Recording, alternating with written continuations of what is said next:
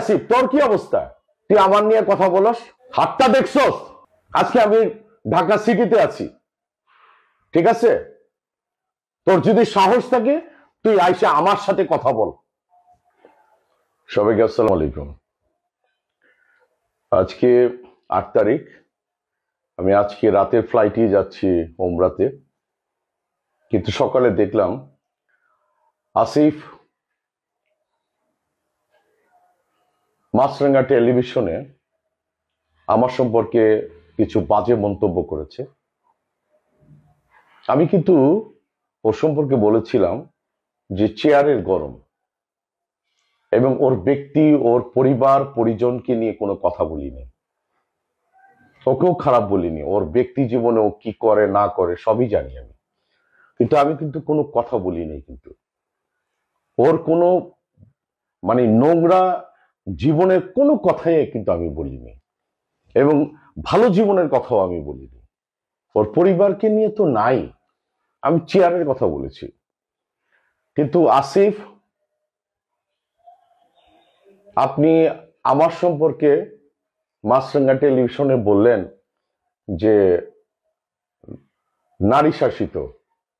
আসিফ, তুই গিয়া মৌসুমীরে গিয়া জিজ্ঞেস কর আমার অবস্থান কোথায়।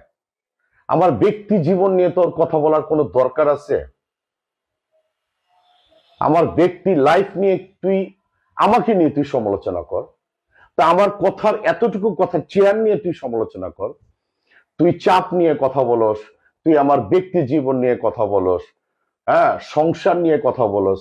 ওই তোর কি অবস্থা? এই আসিফ, তোর কি অবস্থা? তুই আমার নিয়ে কথা বলস, হাতটা দেখছস? আজকে আমি ঢাকা সিটিতে আছি, ঠিক আছে?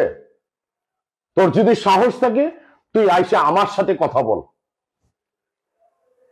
আমি তোরে তুমি করে কথা বলছি, আপনি করে কথা বলছি, ভদ্রভাবে কথা বলছি। পুরো বাঙালি জাতিকে আমি চ্যালেঞ্জ করলাম।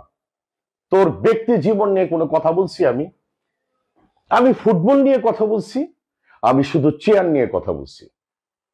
That's it. তোর মতো একটা ফাজিল, তুই আর্জেন্টিনা ব্রাজিল নিয়ে প্রেগনেন্ট হয়ে গেছে, আরো অনেক বাজে বাজে কথা বলস। তোর কোনো ব্যক্তিত্ব আছে? তুই আমার সম্পর্কে কথা বলস? তুই মৌসুমীর সামনে, আমার সামনে দাঁড়ায় কথা বলতে পারবি? ওই তোরে আমি কি দেখছি জানোস না তুই? বেয়াদব।